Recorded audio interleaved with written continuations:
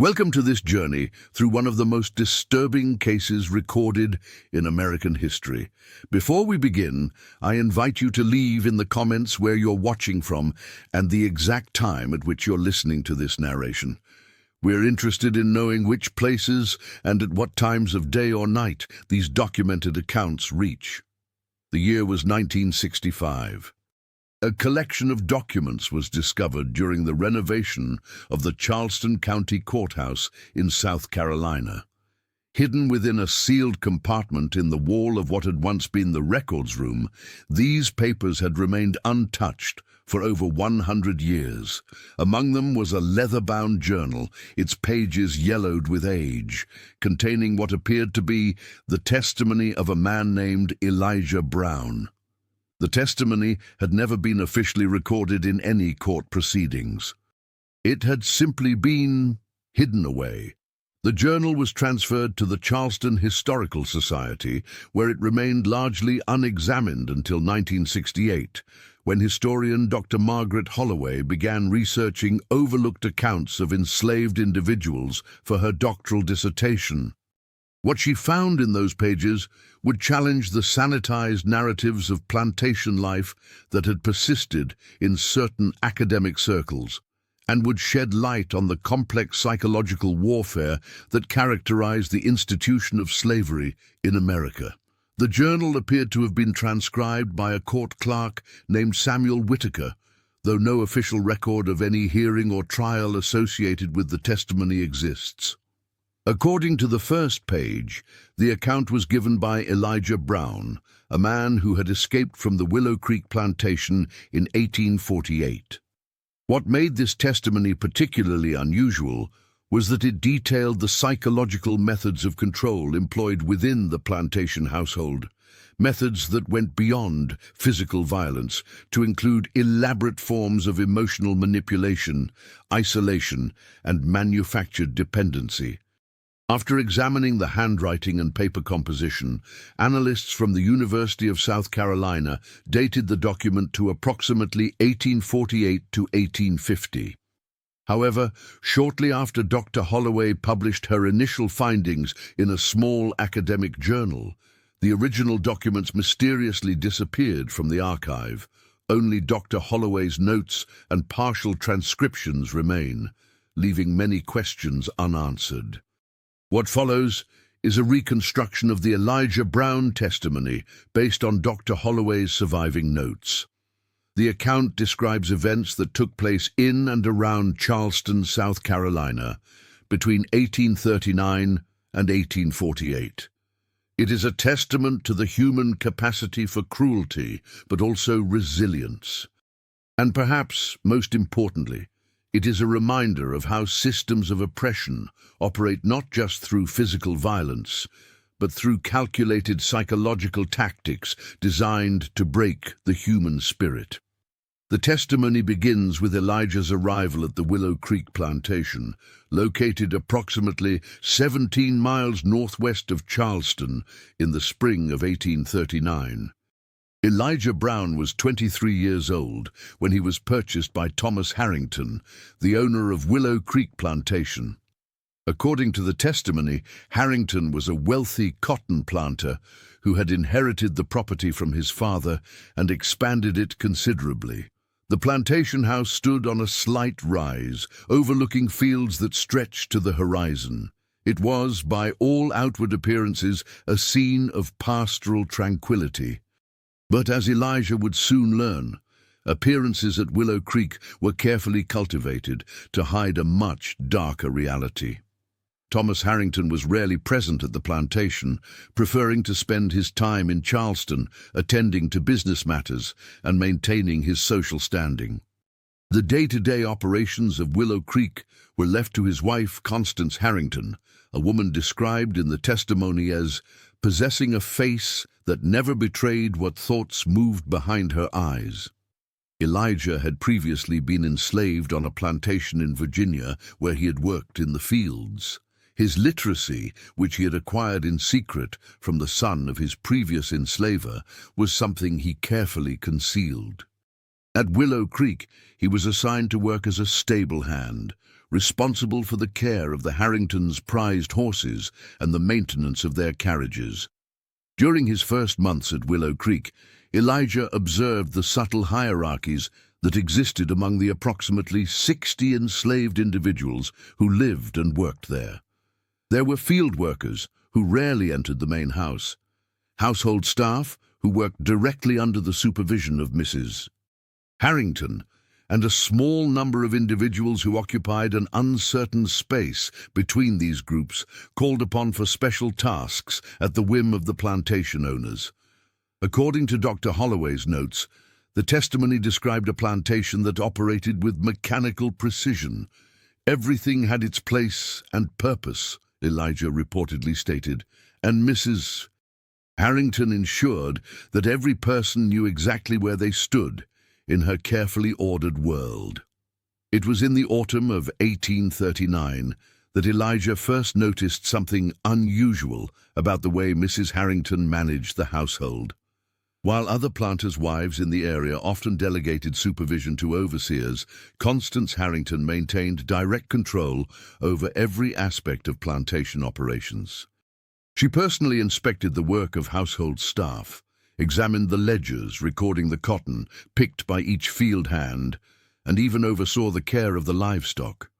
But it was her practice of selecting certain individuals for what she called special instruction that eventually caught Elijah's attention. These were typically young men in their 20s who showed particular skill or intelligence. They would be removed from their regular duties and assigned to work directly under Mrs. Harrington's supervision for a period of months. When they returned to their previous roles, they were noticeably changed, quieter, more withdrawn, and unwaveringly obedient. Elijah recorded that the other enslaved people spoke of these men in hushed tones. They called them the Chosen, though the term carried no honor, only dread. No one seemed willing to explain exactly what happened during these periods of special instruction, but everyone understood it was something to be feared. In the winter of 1840, when the plantation had yielded its final harvest for the year and the fields lay dormant under a rare Charleston frost, Mrs. Harrington summoned Elijah to the main house. As he stood in the ornate entrance hall, still wearing his stable clothes, she circled him slowly, examining him with the same critical eye she might use to assess a horse at auction. "You have a fine mind, Elijah," she said, according to the testimony. "It would be a shame to let it go to waste in the stables." That evening, Elijah was moved from the quarters he shared with other stable workers to a small room adjacent to the carriage house. It was separated from the other buildings, isolated at the edge of the property, where the manicured gardens gave way to untamed woods. The room had a proper bed, with a mattress stuffed with cotton, a luxury unheard of for an enslaved person. There was a small table with a ceramic wash basin, a lantern that provided better light than the tallow candles used in the quarters, and a window that looked out toward the main house. "These comforts are not gifts," Mrs. Harrington told him. "They are investments in your improvement." With that enigmatic statement, Elijah's period of special instruction began. He would later describe this time as the slow disassembly of a person, piece by piece, until nothing remains but what she wished to see. The first months were marked by isolation. Elijah was forbidden from speaking to the other enslaved people, except when necessary for his work, which now involved assisting Mrs. Harrington with correspondence and household accounts. He took his meals alone in his new quarters, delivered by a house servant who had strict instructions not to engage in conversation with him. Mrs. Harrington, meanwhile, began a campaign of unpredictable behavior. Some days she would treat Elijah with unexpected kindness, complimenting his penmanship, allowing him to read books from Mr. Harrington's library, or serving him tea in fine china cups as he worked.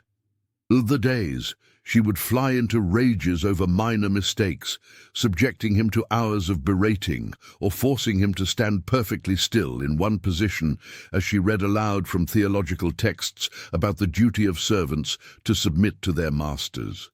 The uncertainty was a form of torture, Elijah's testimony stated. I never knew which mistress would greet me each morning, the one who spoke softly and smiled, or the one whose voice could strip the skin from your bones. By spring of 1841, Elijah had been working under Mrs. Harrington's direct supervision for nearly 6 months. The isolation had begun to take its toll. He wrote that he sometimes went days without speaking a word to another person, communicating with Mrs. Harrington only through nods or written notes. The other enslaved people now avoided his gaze when he passed them on the grounds, as though his chosen status had rendered him invisible, or perhaps contagious. It was during this period that Mrs. Harrington began the second phase of what Elijah would later understand as a methodical process of psychological manipulation. Having separated him from any support network, she now positioned herself as his only ally in an increasingly hostile environment. She began to share confidences with him, complaints about her husband's neglect, frustrations with the incompetence of the other household staff, fears about the financial stability of the plantation. These moments of apparent vulnerability were calculated to create a false sense of intimacy and trust. She would speak to me as though we were confederates, the testimony recorded, as though we shared some secret understanding that set us apart from the others. And despite knowing better, I found myself drawn into this fiction. When one is drowning, even the hand of the one who pushed you into the water can seem like salvation. Mrs. Harrington's campaign of isolation extended to her husband as well. When Thomas Harrington visited the plantation, which occurred with decreasing frequency, she took pains to ensure that Elijah was kept out of his sight. Elijah later learned that she had told her husband that he had been reassigned to field work due to insubordination in the stables, a story that ensured Mr. Harrington would have no reason to inquire after him. In the summer of 1841, when the heat lay heavy over the plantation and the air was thick with humidity, Mrs. Harrington's manipulation took a more sinister turn. She began to stage situations that would pit Elijah against the other enslaved people. She would publicly praise his work while criticizing theirs. She would assign him to oversee certain tasks, placing him in the uncomfortable position of monitoring people who had once been his equals. And sometimes she would punish the entire household staff for mistakes that she claimed Elijah had reported, even when he had done no such thing. She was building walls between us, Elijah stated, not of brick or wood, but of suspicion and resentment. The others came to see me as her instrument, her spy, and in their eyes I saw my own isolation reflected back at me. The testimony described how Mrs. Harrington would sometimes invite Elijah to sit in the parlor in the evenings after Mr. Harrington had returned to Charleston.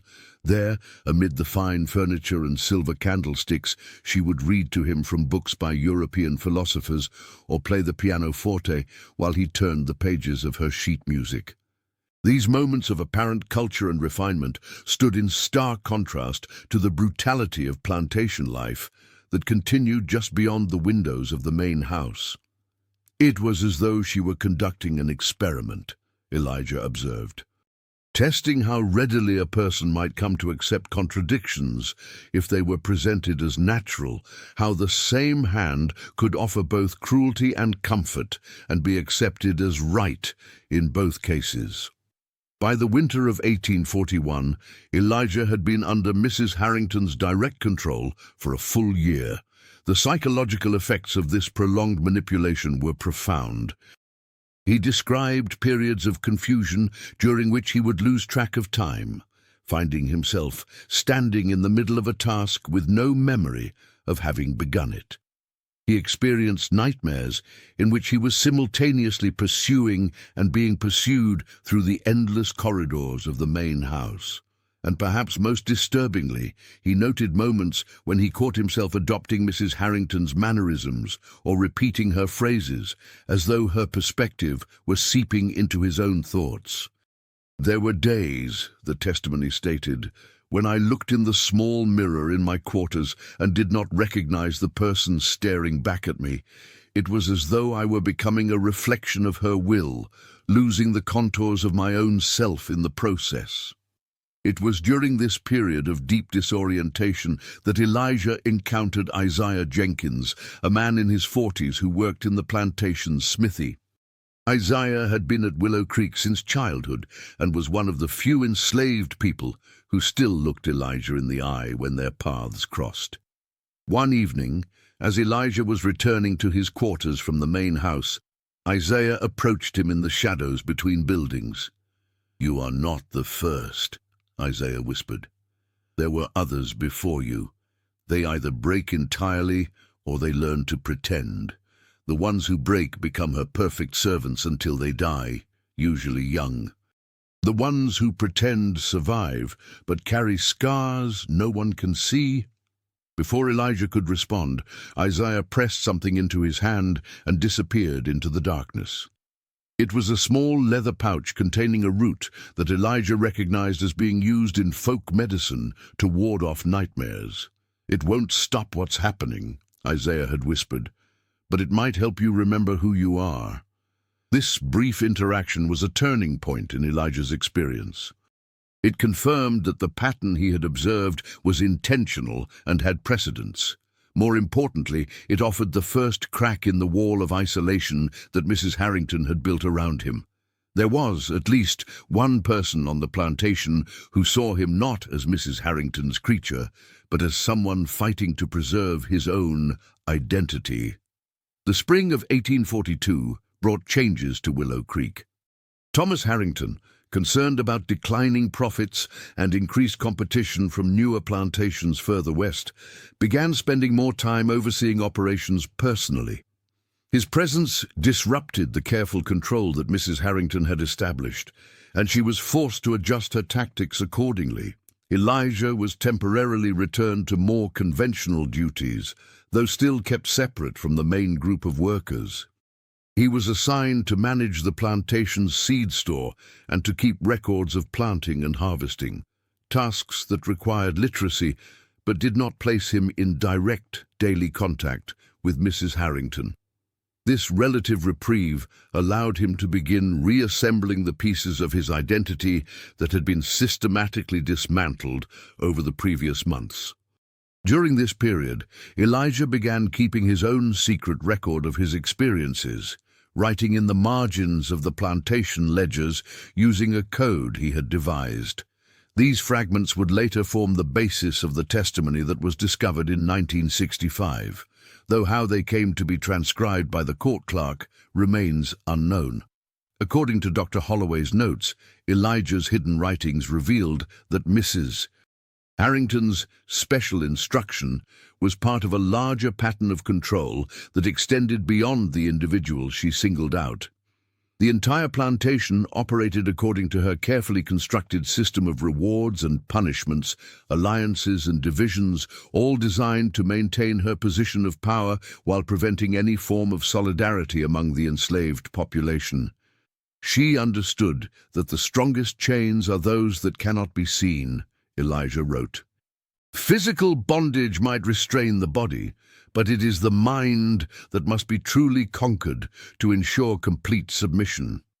By summer, Thomas Harrington had returned to his business in Charleston, satisfied that the plantation was back on a profitable course.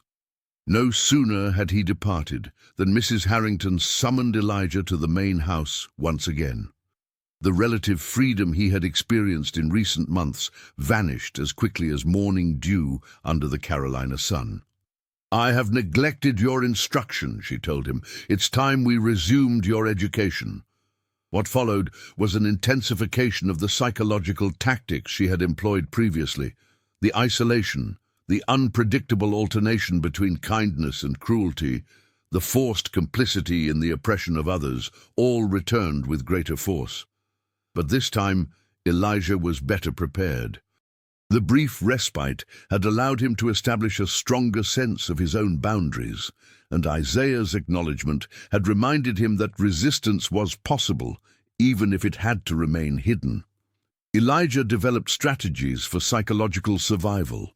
He created an interior space that Mrs. Harrington could not access, a place in his mind where he preserved memories of his life before Willow Creek, his dreams of freedom, and his sense of his own humanity.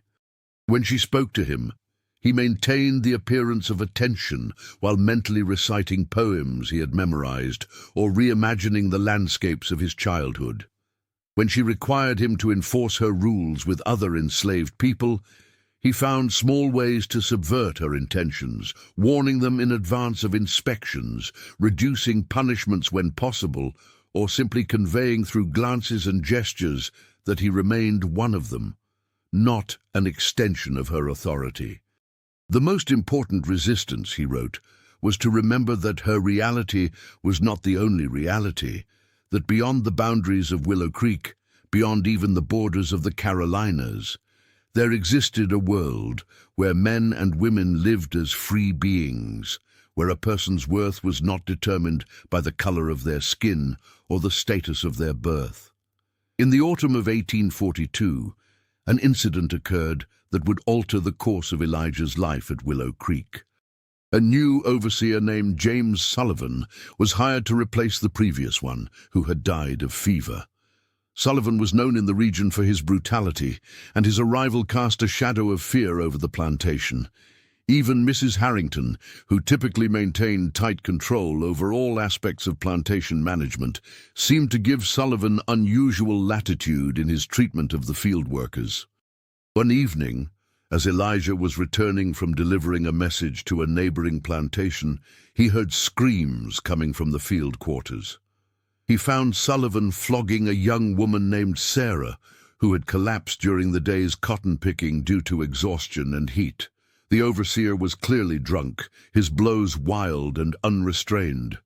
Without thinking, Elijah intervened, placing himself between Sullivan and the young woman. Sullivan, enraged by this challenge to his authority, turned his whip on Elijah. The altercation that followed would later be described in the plantation's punishment records as insubordination of the highest order, resulting in Elijah receiving 20 lashes. What the records did not mention was that during the struggle, Sullivan had fallen and struck his head on a stone, leaving him with a permanent scar and a lingering resentment toward the man who had caused his injury and humiliation. When Mrs. Harrington learned of the incident, her reaction was not what Elijah expected. Rather than punishing him further, she visited him in the small room where he was recovering from his injuries. She dismissed the enslaved woman who had been tending to his wounds and sat beside him on the narrow bed. "You disappointed me, Elijah," she said, her voice soft but cold. "Not because you interfered with Sullivan. He exceeded his authority and will be dealt with. No, you disappointed me because after all this time, you still have not learned the most important lesson." When Elijah asked what lesson she meant, she traced the fresh welts on his back with one finger, her touch as light as a butterfly's wing, yet causing him to flinch as though branded. "The lesson," she replied, "is that compassion is a luxury you cannot afford. In this world, there is only power and submission. By attempting to protect that girl, you have only ensured that both of you suffered instead of just one." Was that truly merciful? It was in this moment, according to the testimony, that Elijah fully understood the nature of the education Mrs. Harrington had been providing. She was not merely attempting to break his will or ensure his obedience. She was trying to remake him in her own image, to instill in him her belief that exploitation and cruelty were not moral failures but natural laws, as inevitable and unquestionable as gravity. "She wanted me to see the world as she saw it," Elijah wrote, "a place where humanity was a weakness to be purged, where the suffering of others was meaningful only insofar as it served or threatened one's own interests. And in that moment, I knew that to survive with my soul intact, I would have to leave Willow Creek or die in the attempt." The winter of 1842 into 1843 was unusually harsh.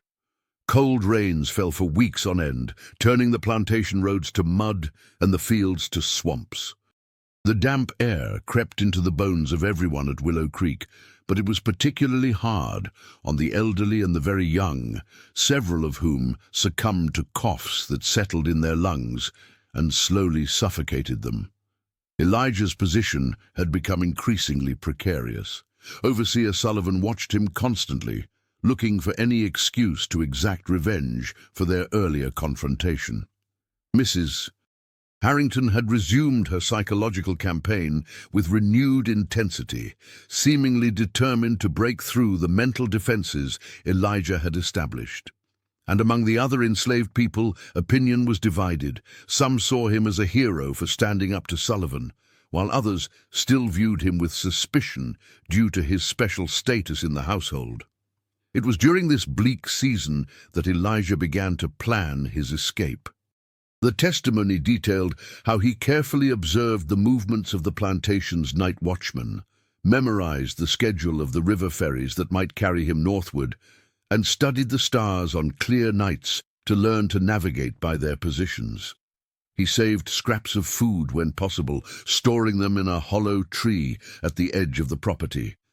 He even managed to obtain a crude map from a traveling peddler who visited the plantation, paying for it with a silver button he had removed from one of Mr. Harrington's discarded coats.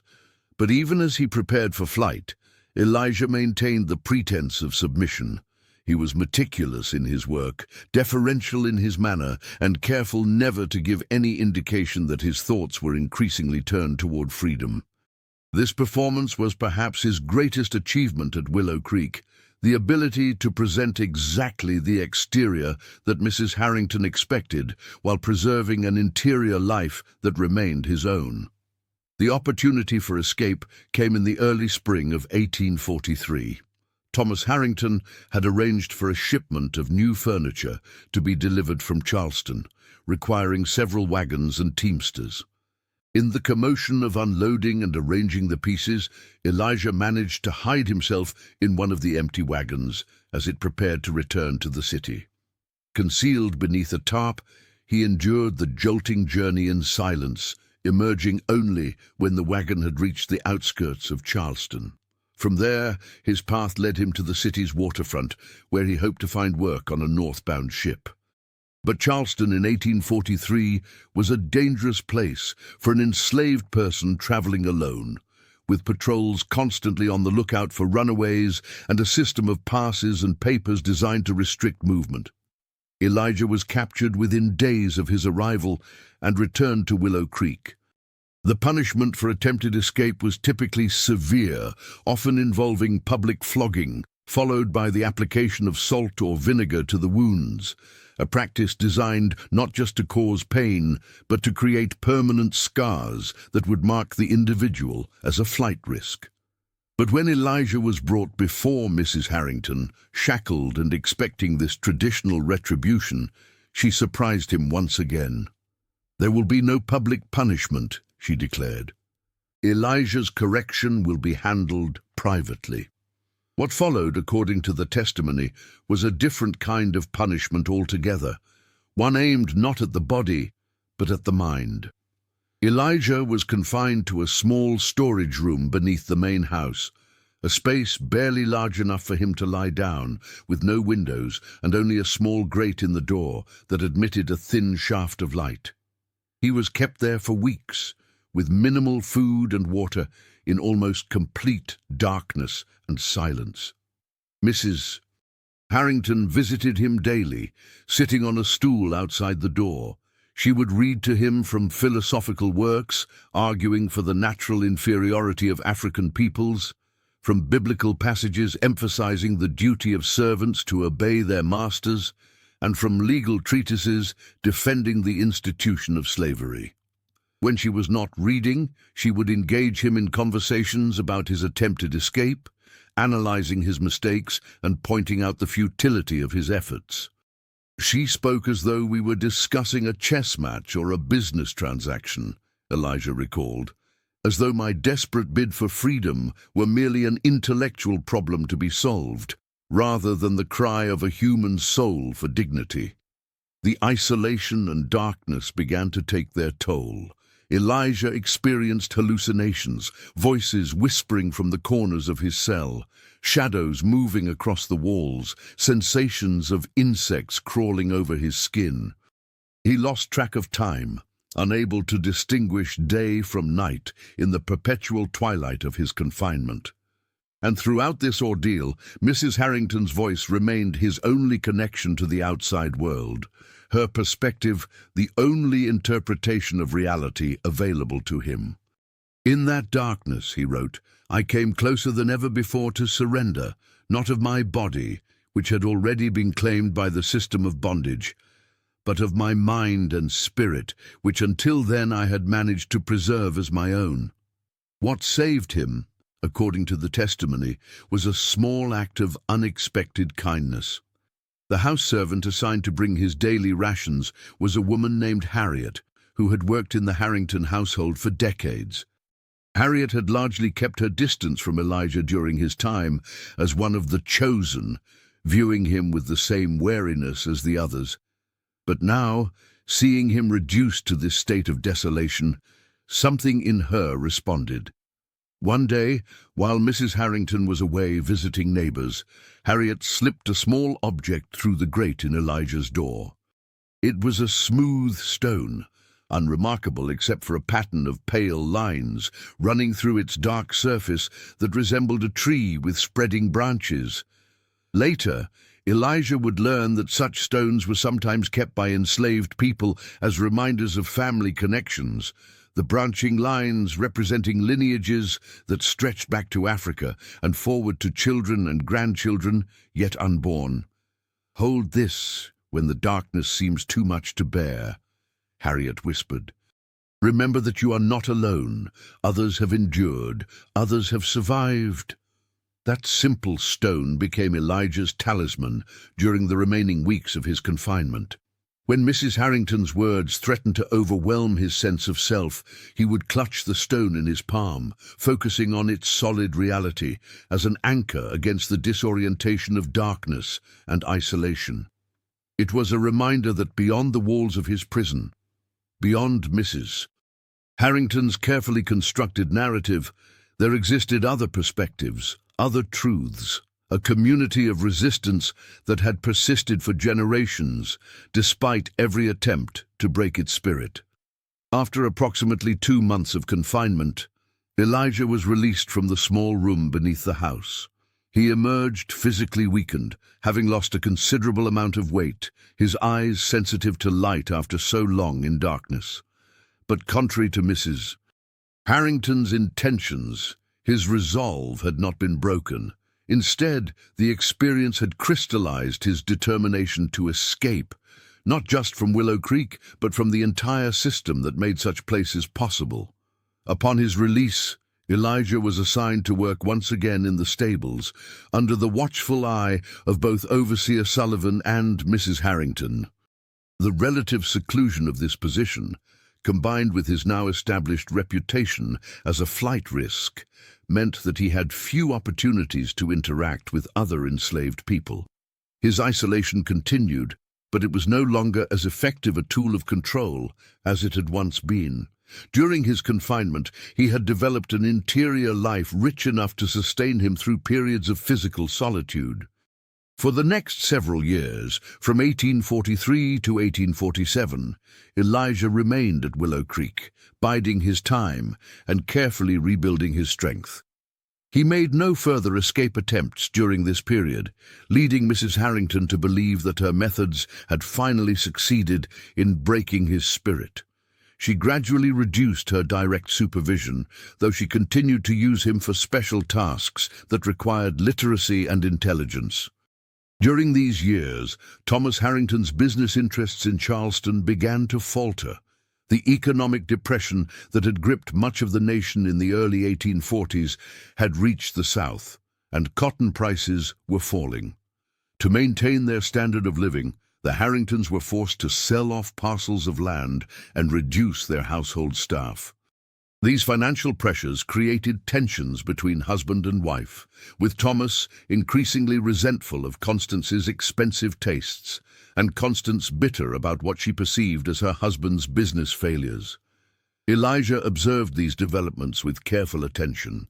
He understood that changes in the Harrington circumstances could create opportunities for him, and he was determined to be ready when such an opportunity arose. He maintained his performance of docility and efficiency, gradually earning back a measure of trust that allowed him more freedom of movement around the plantation. In the spring of 1847, Thomas Harrington suffered a stroke that left him partially paralyzed. Unable to continue his business activities in Charleston, he was brought back to Willow Creek to convalesce. His return dramatically altered the dynamics of the household. Mrs. Harrington, who had long operated with near-complete autonomy, now found herself caring for an invalid husband whose presence required adjustments to her carefully ordered routine. Mr. Harrington, meanwhile, seemed changed by his brush with mortality. According to Elijah's testimony, the formerly distant and imperious planter became more reflective, even philosophical, during his convalescence. He requested books from his library in Charleston, volumes of poetry and history that he had previously shown little interest in, and often asked to be wheeled onto the veranda, where he would sit for hours watching the activities of the plantation with a thoughtful expression. It was during this period that Mr. Harrington began to take notice of Elijah, who was occasionally assigned to assist with moving the invalid from his bed to his wheelchair or to fetch items from around the house. Unlike his wife, Thomas Harrington had never paid much attention to individual enslaved people, viewing them as interchangeable components of the plantation machinery rather than as distinct personalities. Now, with enforced leisure and limited mobility, he began to observe the people around him more closely. One day, as Elijah was helping to adjust his pillows, Mr. Harrington asked him directly about his background and how long he had been at Willow Creek. This simple inquiry, the first time the plantation owner had addressed Elijah as an individual rather than as a function, marked the beginning of an unusual relationship.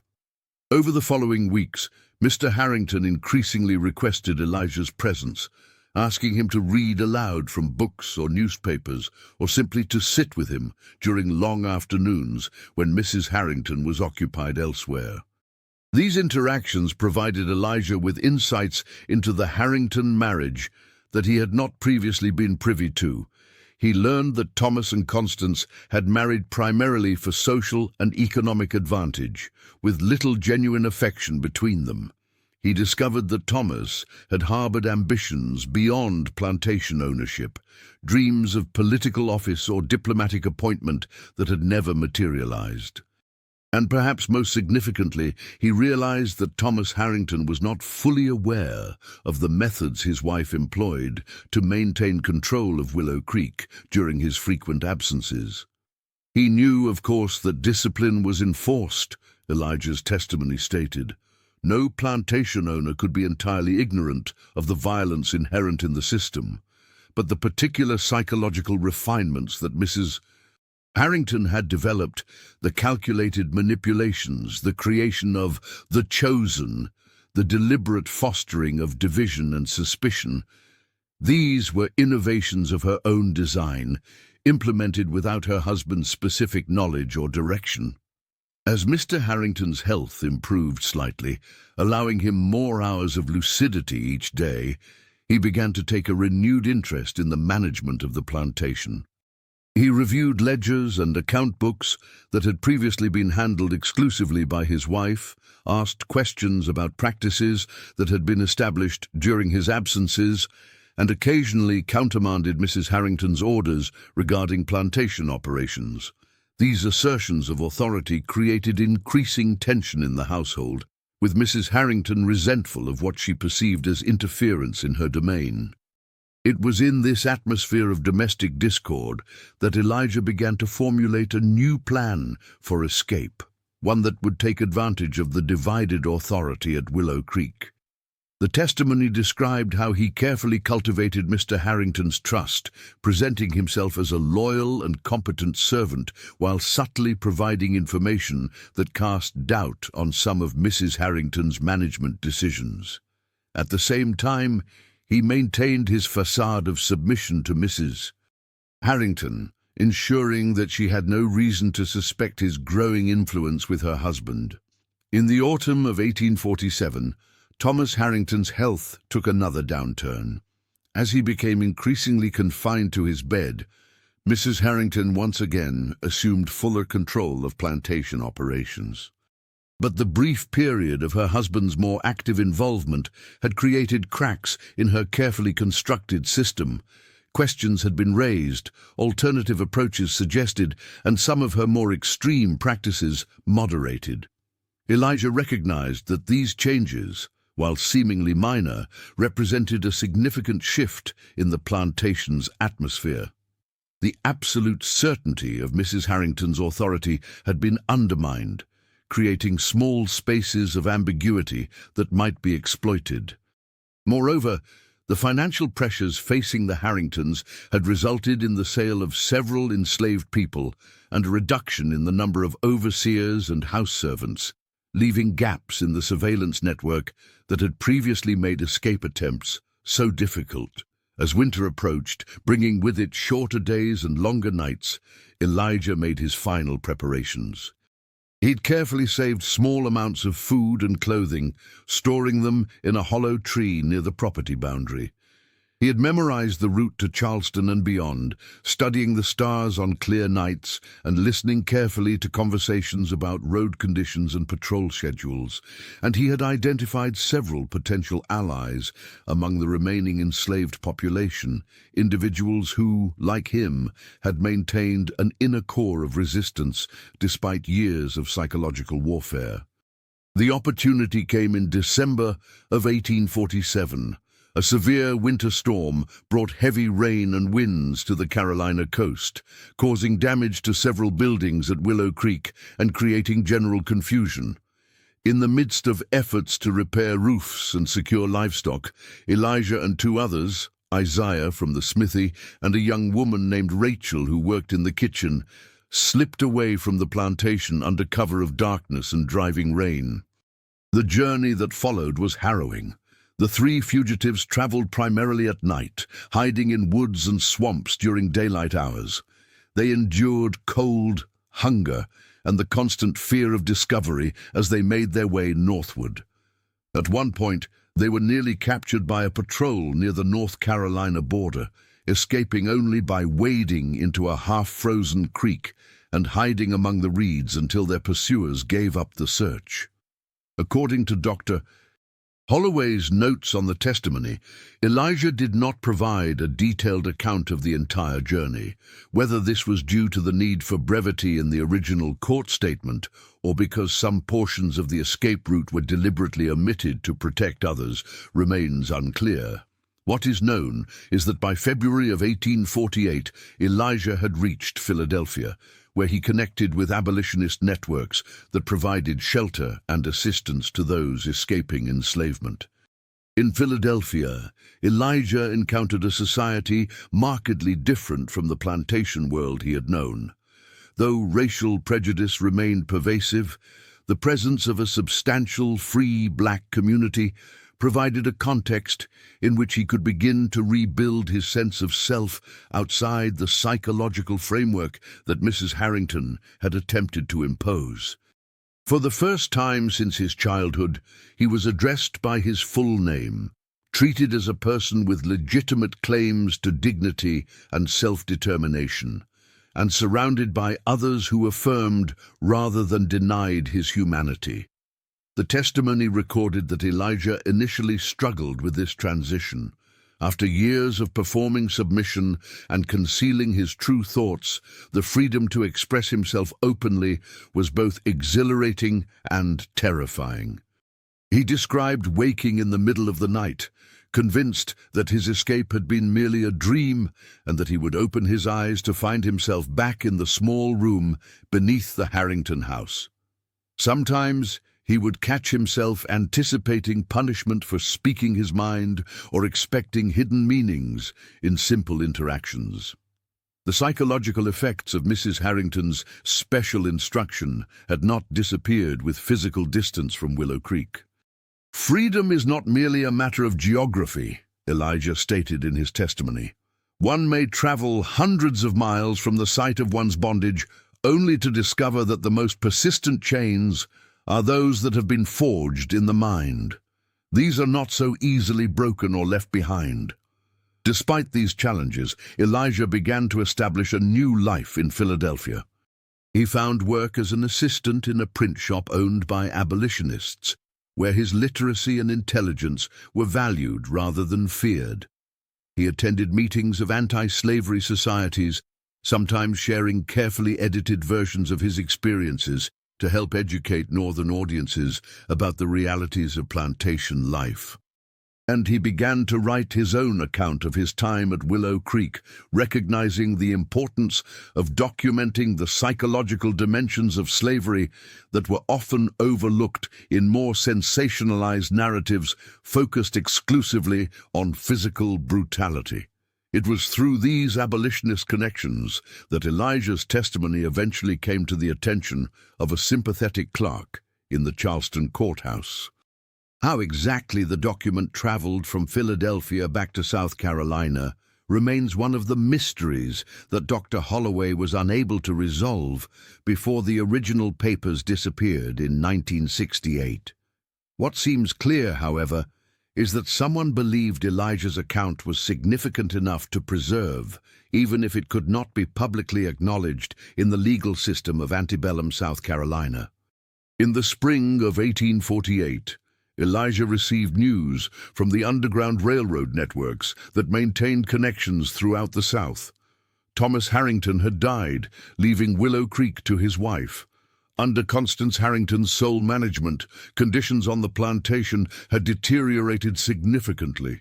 Discipline had become more harsh, production quotas more demanding, and any perceived insubordination met with swift punishment.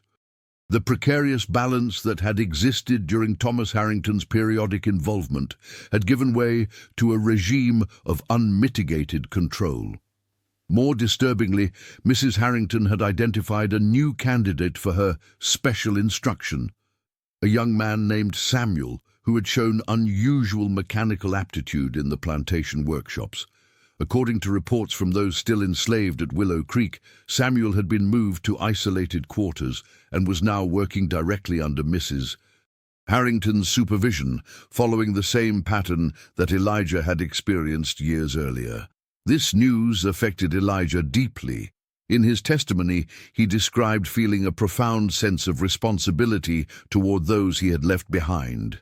Not guilt for having sought his own freedom, but a recognition that his knowledge of Mrs. Harrington's methods might be useful to others seeking to resist or escape her control. After careful consideration, and with the support of his abolitionist allies, he made the dangerous decision to return to the South, not to Charleston itself, but to a location near enough to establish contact with the network of free blacks and enslaved people who maintained clandestine communications throughout the region. By the summer of 1848, Elijah had reached a small settlement in North Carolina, approximately 100 miles from Willow Creek. There, operating under an assumed name, he worked with local Underground Railroad conductors to establish contact with several enslaved individuals at the Harrington plantation.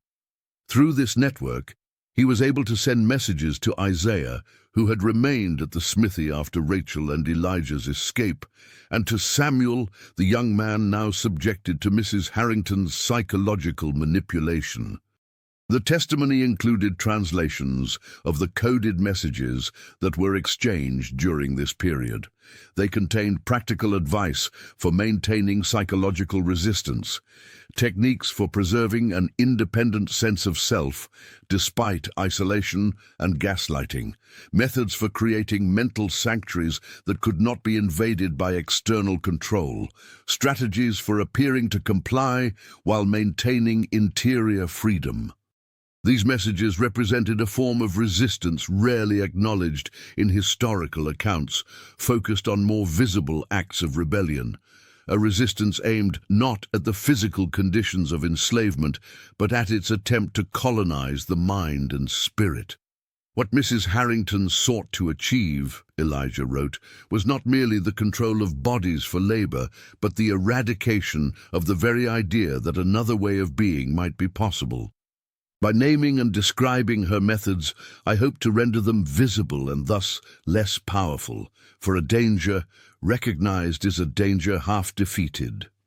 In September of 1848, Elijah received word that Samuel had managed to escape from Willow Creek, using information provided through the secret communications network. He had not followed Elijah's route to the north, but had instead made his way to a maroon community in the swamplands along the coast, one of the hidden settlements where escaped enslaved people established autonomous lives beyond the reach of plantation society. This news brought Elijah a measure of satisfaction, confirming that his return to the south had served its purpose. However, it also increased the danger of his position. Mrs. Harrington, enraged by the second escape of one of her specially instructed servants, had intensified security measures at Willow Creek and had offered a substantial reward for information leading to the capture of anyone assisting runaways from her property. Local slave patrols were on heightened alert, and several suspected Underground Railroad conductors in the area had been arrested on spurious charges. Recognizing the growing risk, Elijah's abolitionist colleagues urged him to return to Philadelphia. But before he could do so, he received one final communication from Isaiah at Willow Creek, a message so disturbing that it caused him to delay his departure from North Carolina. According to Isaiah's carefully encoded letter, Mrs. Harrington had begun to exhibit increasingly erratic behavior following Samuel's escape. Her legendary self-control had given way to outbursts of rage directed at household staff. She had taken to carrying a small pistol on her person at all times, claiming that abolitionists were plotting to infiltrate the plantation. And most alarmingly, she had begun to subject several enslaved women to the same isolation and psychological manipulation previously reserved for selected men. "She speaks often of you," Isaiah wrote, referring to Elijah. "Not by name, but as the ungrateful one. She has convinced herself that you are personally responsible for corrupting others against her. It is as though your escape has become a symbol to her of some larger failure, not merely the loss of property, but the refutation of her belief in her own absolute power." This message presented Elijah with a profound dilemma. To return to the relative safety of Philadelphia would mean abandoning those still subjected to Mrs. Harrington's increasingly unhinged control.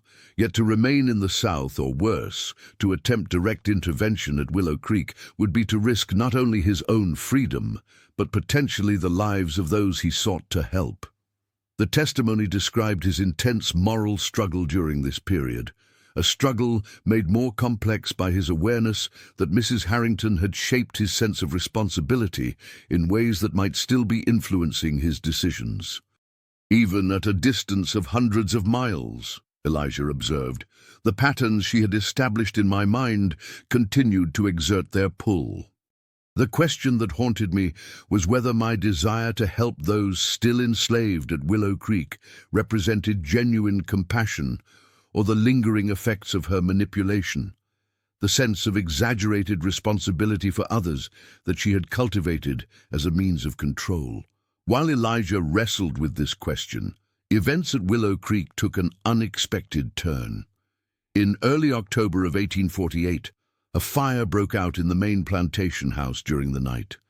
The blaze spread quickly, engulfing the wooden structure before most of its occupants had time to escape.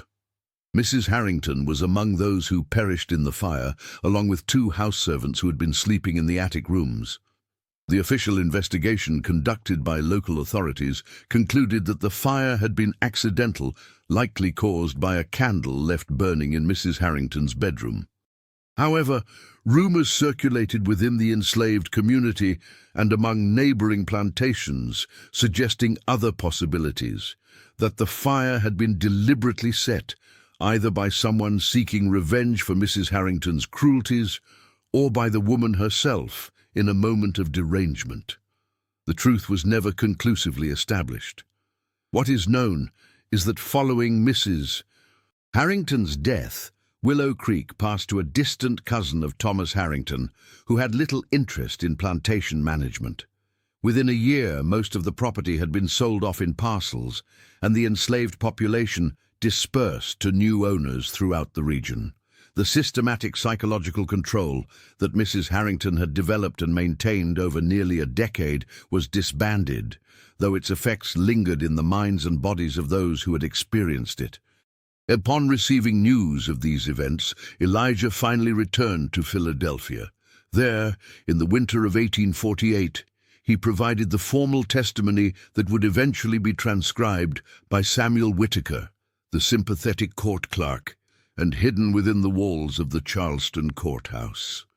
The document represented not just an account of one man's experience, but a rare articulation of the psychological dimensions of slavery, the ways in which control was exercised not merely through physical coercion, but through the systematic attempt to colonize consciousness itself. Dr. Holloway's analysis of the Elijah Brown testimony, based on her partial transcription before the original document disappeared, emphasized several aspects that made it particularly significant for historical understanding. Unlike many slave narratives that focused primarily on physical conditions and escapes, Elijah's account detailed the elaborate psychological tactics employed by Mrs. Harrington, tactics that presaged modern understandings of gaslighting, isolation, intermittent reinforcement, and other methods of coercive control. It revealed how the institution of slavery was maintained not just through whips and chains, but through carefully constructed systems of dependency, division, and distorted reality.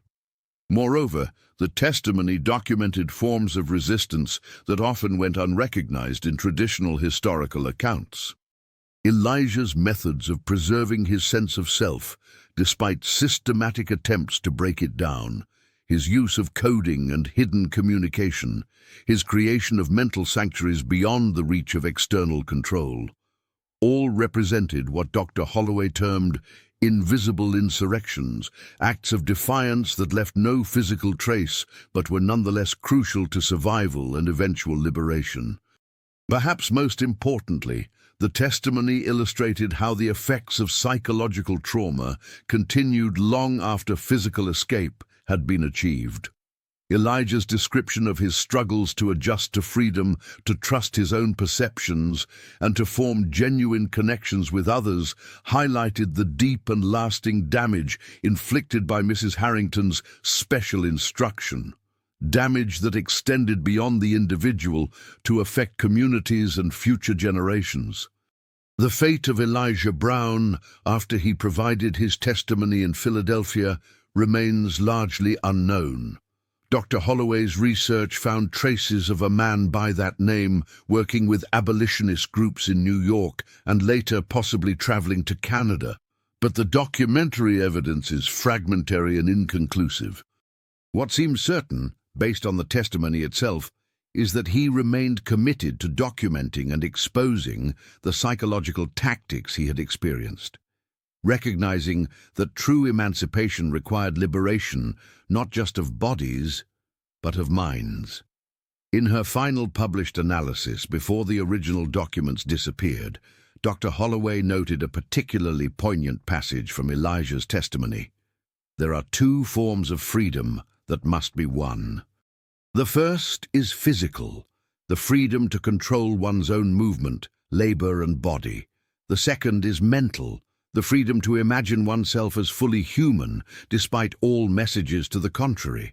The first without the second is incomplete. The second without the first is nearly impossible, yet both must be fought for, both must be claimed if the chains are truly to be broken.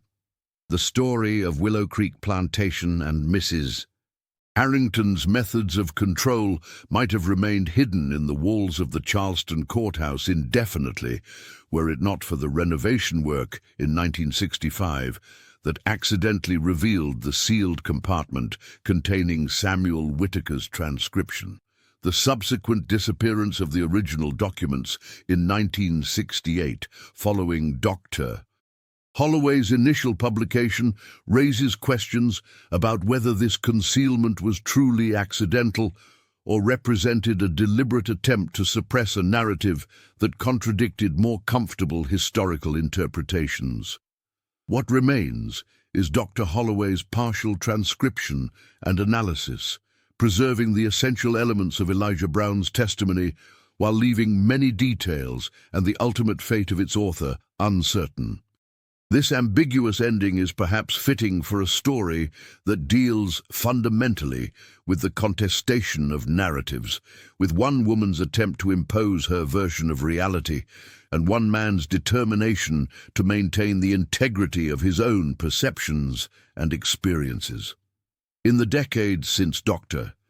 Holloway's work, historians and psychologists have increasingly recognized the importance of understanding slavery not just as a system of economic exploitation backed by physical violence, but as a comprehensive attempt to control consciousness itself.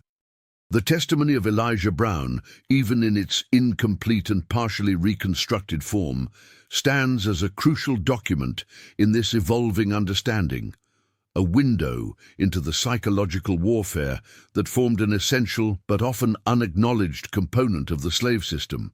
Moreover, the techniques described in Elijah's account resonate disturbingly with modern forms of coercive control, from domestic abuse to authoritarian political systems to cult indoctrination.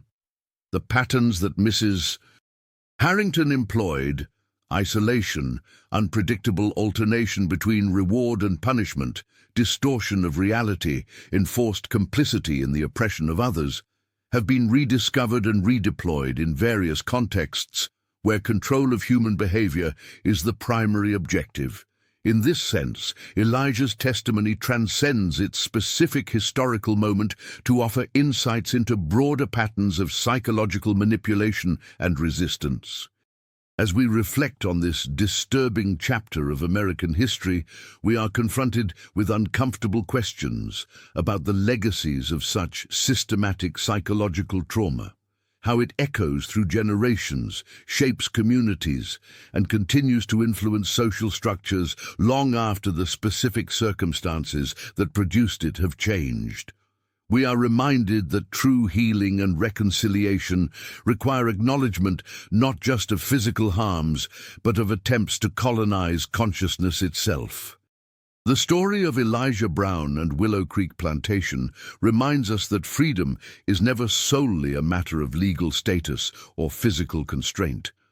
It exists also in the mind's capacity to maintain its autonomy, to preserve an authentic sense of self despite external pressures, and to imagine possibilities beyond the narrow confines of imposed narratives.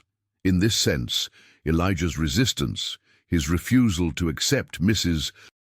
Harrington's definition of reality, represents not just a personal triumph, but an affirmation of the fundamental human capacity for self-definition that no system of oppression, however sophisticated, can ultimately destroy. As Dr. Holloway wrote in her final assessment of the testimony, in the end, what makes Elijah Brown's account so powerful is not just its exposure of the mechanics of control, but its testament to the resilience of the human spirit. Despite everything he endured, the isolation, the manipulation, the systematic attempt to break his will, he maintained that essential core of selfhood that Mrs. Harrington sought to eradicate.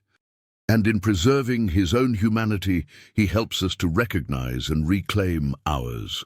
The original journal, discovered in 1965, may have vanished from the archives, but the story it contained continues to resonate. A reminder that the struggle for true freedom involves not just the breaking of physical chains, but the ongoing assertion of our right to author our own stories, to define our own realities, and to recognize the full humanity in ourselves and others. In this sense, Elijah Brown's testimony is not merely a historical document, but a map for navigation through any landscape where truth and selfhood are under siege. And so we return to the beginning, to the sealed compartment in the wall of the Charleston courthouse, to the yellowed pages of Samuel Whitaker's transcription, to the voice of a man determined to bear witness not just to what was done to his body, but to what was attempted against his mind. In preserving this testimony, in refusing to allow it to be forgotten, we honor not just Elijah Brown, but all those who maintained their inner freedom in the face of systems designed to deny their very humanity. As we reflect on these events from our vantage point in the present, we are reminded that the past is never truly past, that its patterns and lessons continue to shape our understanding of both history and contemporary reality. The story of Willow Creek Plantation and the resistance of those who lived there offers not just insight into a particular historical moment, but a lens through which to examine our own vulnerability to psychological manipulation and our capacity for maintaining autonomy of mind even in the most challenging circumstances. Perhaps this is why the testimony of Elijah Brown continues to haunt us, not as a ghost story of supernatural occurrences, but as a clear-eyed documentation of the very human horrors that occur when one person claims the right to define another's reality. In this sense, it is both historical document and urgent warning, both memorial to past suffering and guide for present vigilance. And so we close this account as Dr. Holloway closed her analysis with Elijah's own words, "Remember that the most dangerous chains are those you cannot see. And remember, too, that even these can be broken with courage, with clarity, and with the unwavering conviction that no one, no master, no overseer, no system of oppression has the right to define who you are,